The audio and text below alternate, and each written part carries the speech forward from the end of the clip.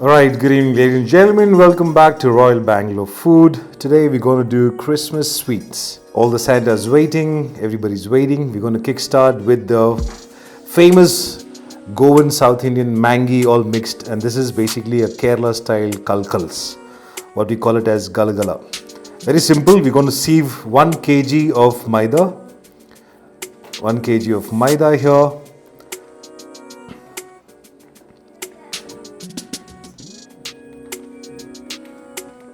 Sieve it properly, make sure that there's no dust particles available. Alright, so the last bit, I'm going to leave a description also about the recipe and also the portion size. Okay, done. Alright folks, next thing what we're going to add is that 1 tablespoon of just baking powder. Yeah, baking powder. Alright folks, the next step, in goes salt, table salt. Just 2 tablespoons is more than enough for 1 kg of maida. Alright. And then just give it a small mix. In this case we're using hands, nothing special as bare hands. Otherwise we need to have a sieve mixer. Anyways, so moving on. 2 tablespoons of salt. So the first ingredients is the maida, and then 1 tablespoon of baking powder and 2 tablespoons of salt.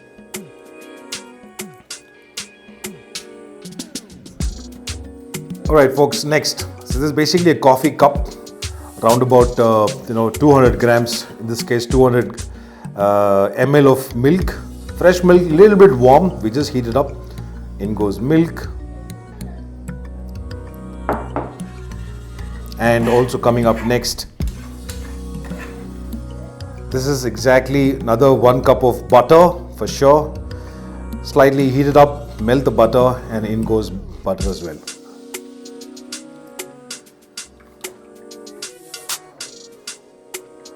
And just give it a mix.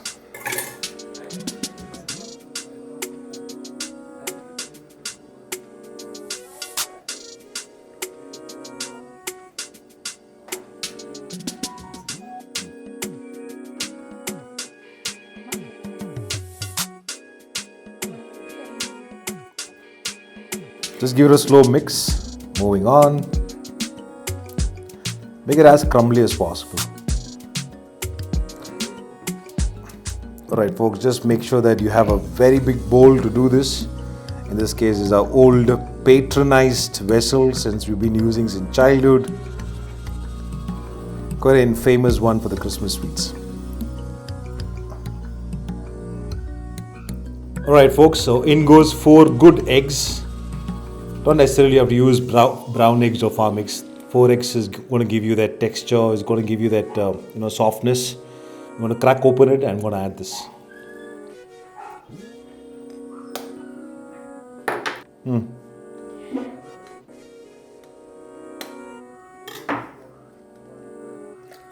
One.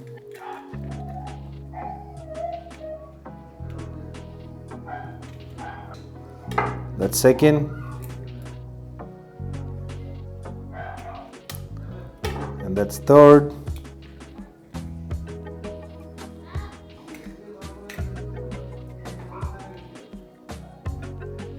And that's 4. Just going to give it a mix.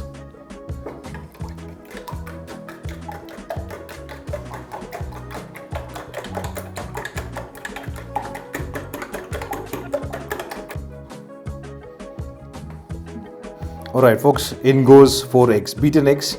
Make sure it's liquidy, and this will actually determine the texture of the dough as well. So just in case we need to knead it like a chapati. How do we knead it for chapati? Make sure that the liquid has always been consistent. Just in case if you run short of liquid, make sure that you have a lukewarm water ready, and then give it a good knead.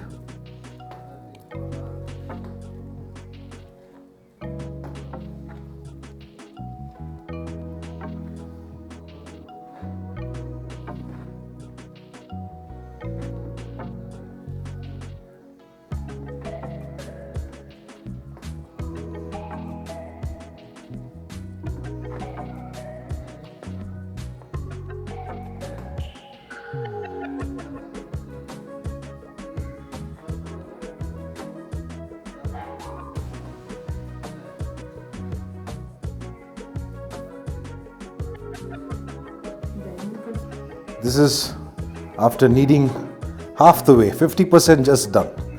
So in this case, obviously the water is required. So we're going to just sprinkle water as it goes.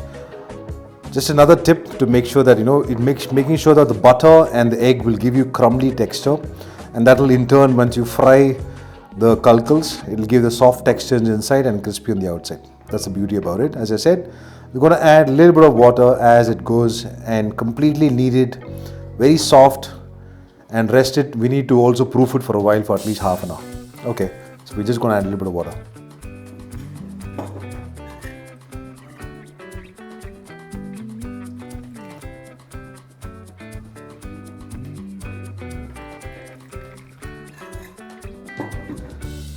Okay, just add a little bit of water and then again knead again. Since we're doing it in hand, there's no planetary mixer. Your best finger is going to act like a planetary mixer. There you go, folks. Completely well made. It's completely handmade.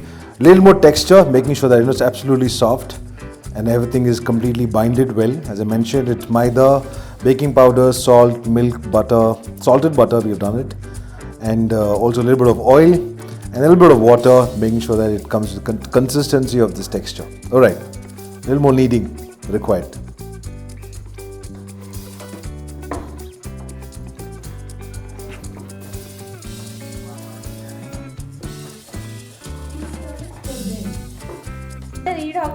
Alright folks, see, nothing comes with a hard work.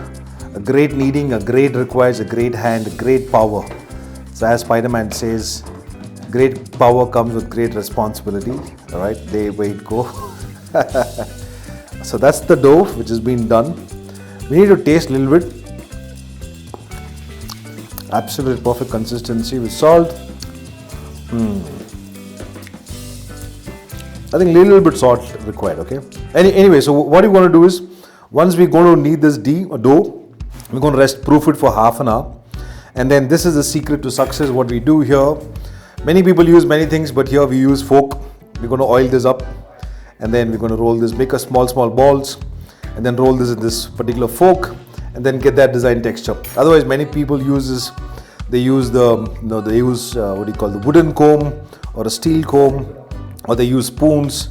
Many other the design architecture of this kulkuls, but in this case is the good old fork spoons, what we call it as. Okay, that's about it. So we come back after half an hour and then we roll the dough. Alright folks, after half an hour, this is how the dough is been coming up in shape. What I did is that I already I also kneaded for, let's say, 5 to 10 minutes. Now it's come to a little bit of very good texture. This is the size we need to hold the balls.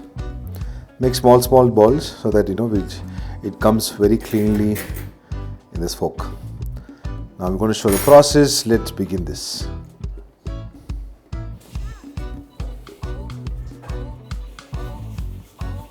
Alright folks, now the small shallots, around about 10 to 20 grams. After, here comes in community service. I hate this. And then look at Corbin shape. Nice shape. Good one, Gobi. Good one.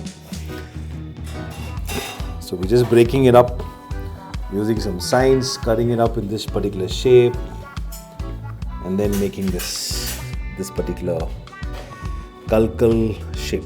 Look at the size. Very nice. This bulb just come in. Alright, now after this, we once go and fry. Okay. Alright folks, so what we're going to do is now we're going to fry the kulkuls. We're going to add 1 liter of oil for sure. I mean, no mandate about the oil. Ideally, it's just going to be a vegetable oil is far better because there's no flavor we're supposed to catch in the kulkul. Just adding 1 liter of oil. Get it to 160 degree on a temperature if you can. And we'll do 2 sample, and then we'll go for a full fry.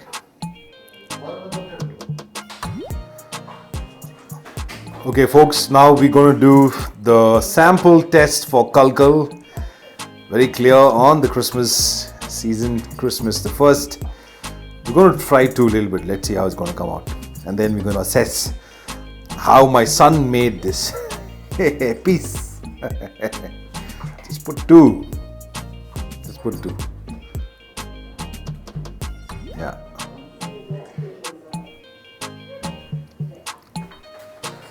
There you go, folks. We're just trying to check the salt, the texture, whether it's going to hold the shape.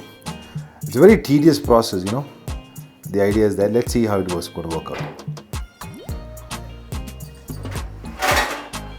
We're just going to do a slight light brown in texture. It has to hold the shape. If it's not holding the shape, then we have to redo it again. That's about it. Let's see. Yeah, just trying to give away some shape. Golden brown should be ideally what it comes out.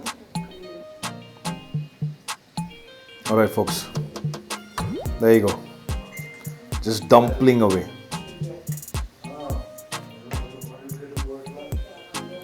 Color, just shaping it up. Just holding a shape though, but nothing like it. The idea is that it has to hold the shape. All right. That's the key to success for Kulkuls. All right. Let's wait. Alright, we're going for a full batch now fry. Just look at it. The oil is ultimate temperature of 160 or so, you know. The shape, which is hold the shape, just look at it. We just fried it. Amazing, right?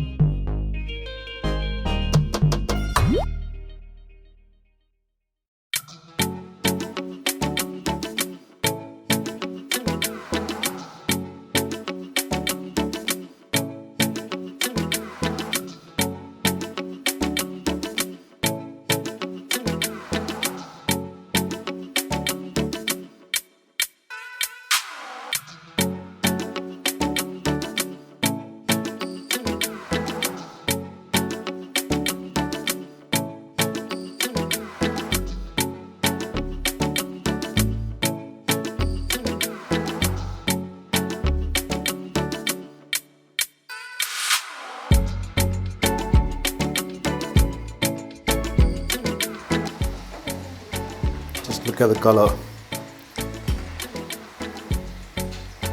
It's going perfectly well.